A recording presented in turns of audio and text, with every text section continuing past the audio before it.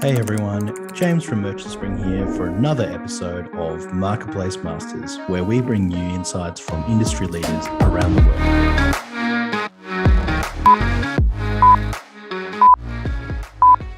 Hey Aaron, thanks again for making time to chat with us. I wanted to kind of run a couple of questions past you, which kind of align to some functionality that we'll be releasing into the Merchant Spring platform, which is partially driven by yourself and shaped by yourself. So just to get straight into it, because I know we're under the clock here. What are suppressed listings, Aaron? Suppressed listings are little sneaky things that rob and steal sales from you that not enough people pay attention to. There's a couple different sorts of suppressed listings. Basically, the calmest one being it's search suppressed. Okay, so that means something happened in your listing that it's an easy fix, but it's not searchable. If they had a link or they bought it previously, they could find it again and purchase it. There is flat out suppressed, which is you click on it and you're going to get a dog.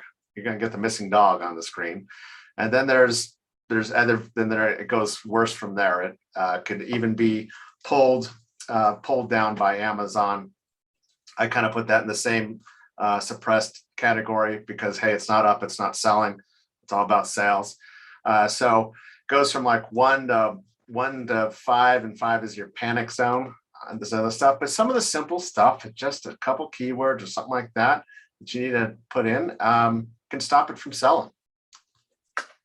Cool, interesting. That was a really, really great summary. I guess just more broadly, how do listings get into this state? I'm sure there's a lot of reasons, right? Yeah, again, Amazon's changing all the time. So once for the simple search suppressed ones, which again, that will still hurt you.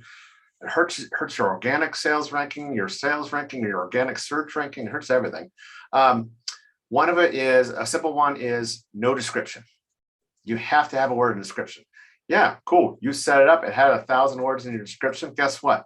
It randomly can disappear sometimes, and that happens. It's up to you to figure it out because Amazon may have pulled it down for some reason.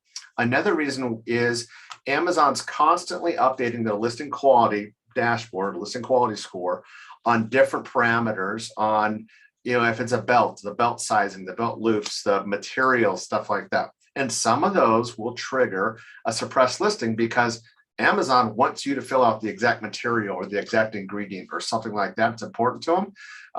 And it's kind of their way of like, hey, you need to fix this before you're allowed to be searched again. Yeah, interesting. It's very, it sounds like a very serious problem that can be caused by very basic reasons. I think that's kind of what you're saying, right? That is I have like a checklist of all my brands and customers. Man, that is number one is the search for suppressed. Just go and look. And until you guys come out with the magic software to alert everybody of that, the only way to do it is just go inside and look, and then sometimes it's a 3-word fix, and boom, you're up and gone. Yeah, no doubt.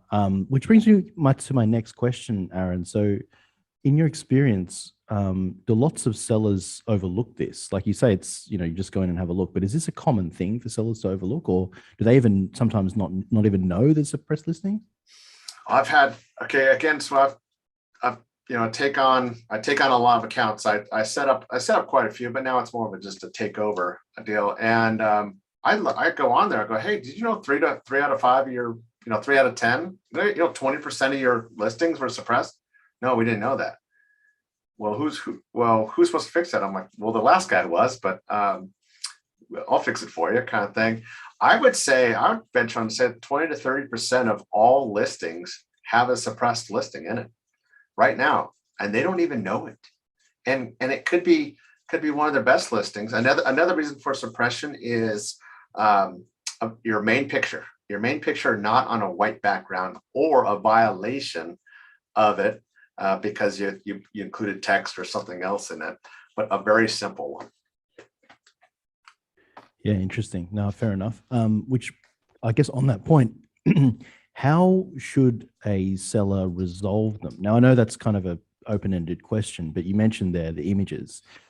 Is it just simply a matter of getting the compliant image and putting it in the listing, or do you have to kind of do a case log or call Amazon or ask a call back through the contact center, or is it simple? Is it complicated? What does that look like most commonly? It's very simple. It'll give you an error. Say if it's a picture, it'll give you an error message of like, hey, it needs to be on a white background. Okay, so, and it may be a gray background or something.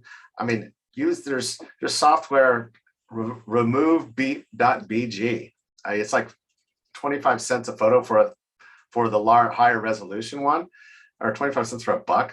Just go drop it in there, drop the background off, and then you re-upload it, and then hit save. And within 15 minutes, your listing could be up and ready and going again.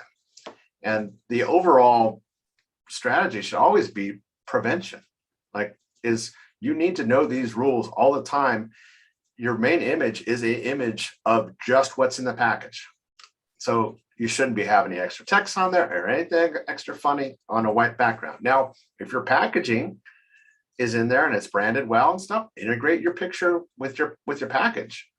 You're not against terms of service, and you should not get shut down. Should not, but you just need to know the rules and adhere to the rules. And once you get shut down, if it's a similar product, just don't push it, because it could get shut down at noon, and you're out for the weekend, and you don't even pay attention to it. So you can miss a lot of stuff.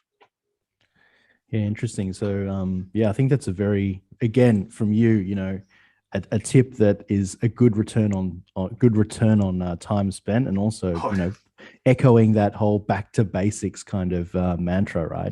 Yeah. Look, thank you, Aaron. I'm conscious of time, as you and I both want this one to go up to LinkedIn. So thanks again, and I'm sure we'll have you on in the near future, man. All right, man. Thank you.